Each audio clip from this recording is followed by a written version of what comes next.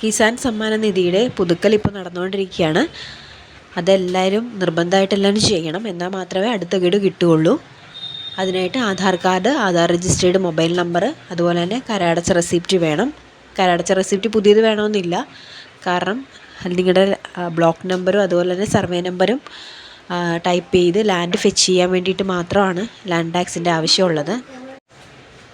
July മാസം അവസാനത്തോടുകൂടി അടുത്ത instalment 20ാമത്തെ instalment പ്രഖ്യാപിക്കുമെന്നാണ് അറിഞ്ഞിട്ടുള്ളത്.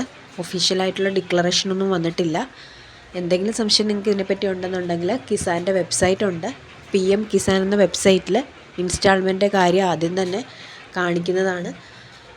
ചിലരെല്ലാം ഈ മാസം ഉടനെ ഇത് നിർബന്ധമായിട്ടും വരുമെന്ന് പറയുന്നുണ്ട്. പക്ഷെ നമുക്കത് ഉറപ്പ് പറയാൻ പറ്റില്ല. കാര്യം എന്താണെന്ന് വെച്ചാൽ ഫാർമർ രജിസ്ട്രി ഇതുവരെ കംപ്ലീറ്റ് ചെയ്തിട്ടില്ല. എല്ലാ ആളുകളും ഫാർമർ രജിസ്റ്റർ ചെയ്തതിന് ശേഷം മാത്രമേ എന്തായാലും ഡിക്ലറേഷൻ ഉണ്ടാവുകയുള്ളൂ. ഫാർമർ രജിസ്ട്രിയുടെ കാര്യങ്ങൾ നമ്മളിപ്പോൾ ചെയ്തുകൊണ്ടിരിക്കുകയാണ്.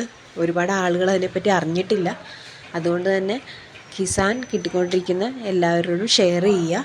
ഫാർമർ രജിസ്ട്രി കമ്പൽസറി ആണ്. എന്നാൽ മാത്രമേ ഗഡു കിട്ടൂ. അല്ലാന്നുണ്ടെങ്കിൽ നിങ്ങളുടെ കിസാൻ എന്ന പദ്ധതി തന്നെ ബ്ലോക്കായി പോകാനുള്ള സാധ്യതയുണ്ട്.